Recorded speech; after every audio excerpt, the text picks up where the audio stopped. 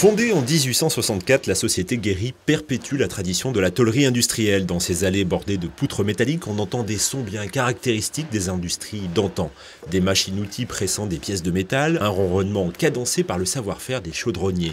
Une technicité qui aujourd'hui semble séduire de nouveaux marchés en Europe. Et si les murs de l'entreprise n'ont pas radicalement changé depuis presque 150 ans, il y a 6 ans, Guéry a connu un petit bouleversement. Un changement qui s'est principalement passé à la tête de la société.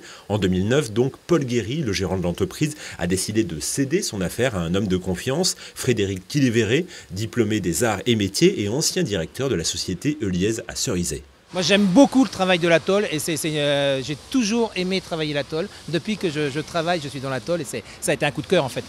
Ouais. Comment ça s'est passé? Est-ce que ça s'est passé facilement? On sait que la reprise d'entreprise, parfois c'est beaucoup de démarches.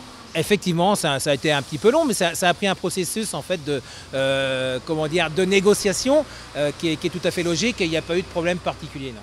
Dès son arrivée, le nouveau directeur a souhaité faire bouger les lignes, trouver de nouveaux marchés, comme celui du mobilier urbain par exemple. L'expérience s'avère concluante puisqu'aujourd'hui les carnets de commandes semblent être bien remplis.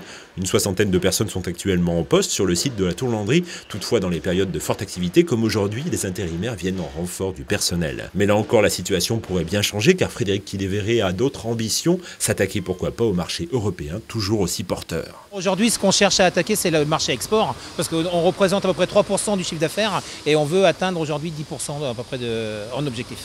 Est-ce que c'est quelque chose de difficile peut-être à mettre en œuvre? Ça implique d'embaucher plus de personnes? Ça implique effectivement d'embaucher, donc on a commencé déjà au niveau commercial et on veut continuer dans ce sens-là. Et ça implique aussi une stratégie d'attaque pays par pays à travers des salons en particulier et en fin d'année on ira voir en Allemagne ce qui se passe. Une marge de progression certaine, en l'espace de 5 ans, le chiffre d'affaires de l'entreprise est passé de 5,4 à 7 millions d'euros.